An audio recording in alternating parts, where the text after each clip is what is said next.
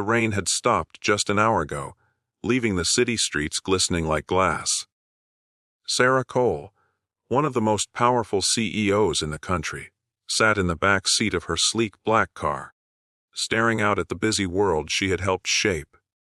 But today, she wasn't thinking about business. Her eyes were on the little girl beside her, her daughter Emily. Emily was 6 years old, with wide brown eyes and curls that framed her delicate face. She clutched a small stuffed bunny in her hands, hugging it as if it were her only lifeline. Sarah's heart ached, because in many ways, it was. Emily hadn't spoken a word in almost 2 years, not since the accident.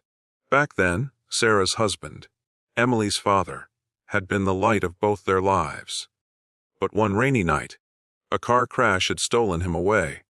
The grief shattered Sarah, but for Emily it was worse. The trauma left her silent. Doctors called it selective mutism, born of loss and fear too heavy for a child's heart to bear. And no matter what therapy, tutors, or specialists Sarah hired, her daughter's lips remained closed.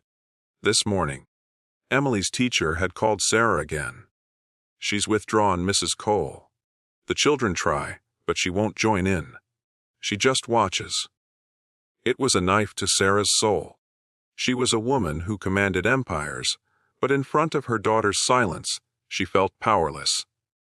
That's why, on this quiet Saturday, she told her driver to head not to the office, but to the local playground. She wanted to try something different, something simple. Maybe the laughter of other children could stir something in Emily. When the car stopped, Emily hesitated, clutching her bunny tighter. Sarah knelt down to her level, brushing a curl from her daughter's face.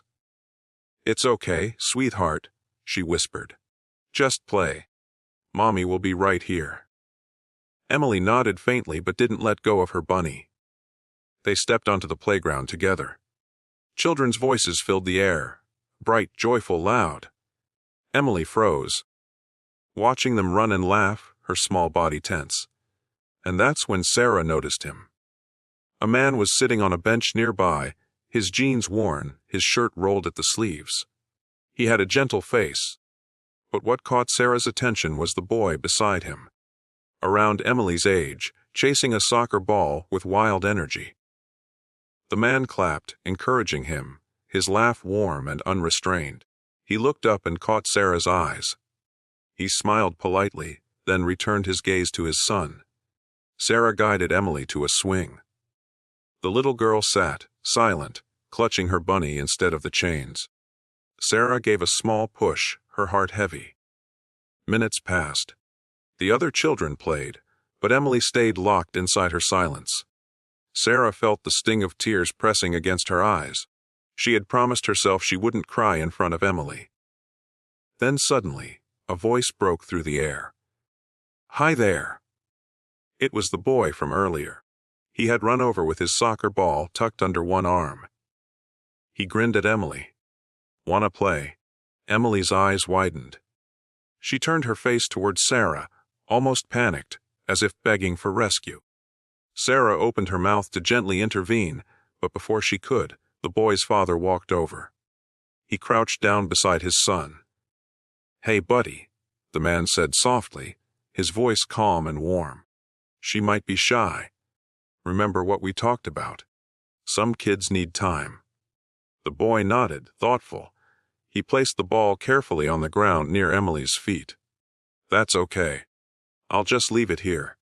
If you want to kick, you can. I'll be waiting." And then he ran back. Sarah blinked, stunned by the small act of kindness. She watched as Emily's eyes drifted down to the ball. For the first time that day, her grip on the bunny loosened. The man glanced at Sarah. "I'm Daniel," he said gently. "That's my son, Noah. Don't worry, he's persistent, but he means well." Sarah hesitated. She wasn't used to casual conversation with strangers. But there was something disarming about him. "Sarah," she replied quietly. "And Emily." Daniel nodded, his gaze soft. He didn't pry, didn't ask why Emily didn't speak. He just sat a respectful distance away, watching his son play. Minutes turned into an hour.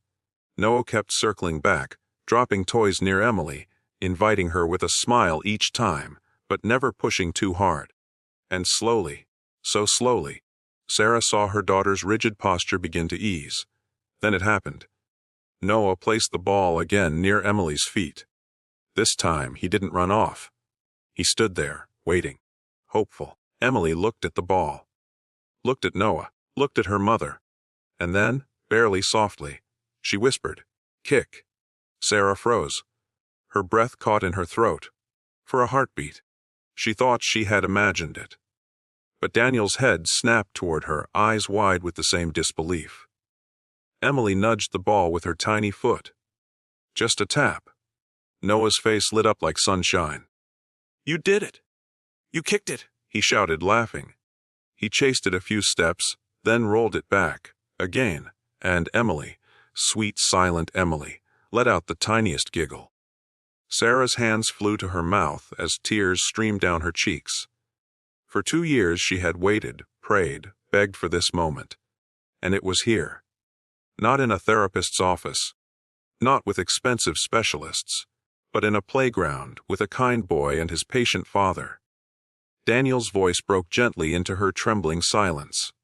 "Sometimes," he said softly, "kids just need another kid to reach them in ways we can't." Sarah turned to him, overwhelmed. She didn't know what to say.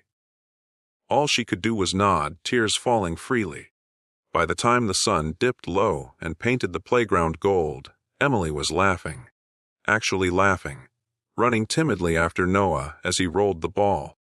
Her voice, though quiet, had returned in tiny bursts of words. That night, as Sarah tucked her daughter into bed, Emily clutched her bunny and whispered, "Mommy, play again tomorrow." Sarah broke, sobbing into her daughter's tiny arms.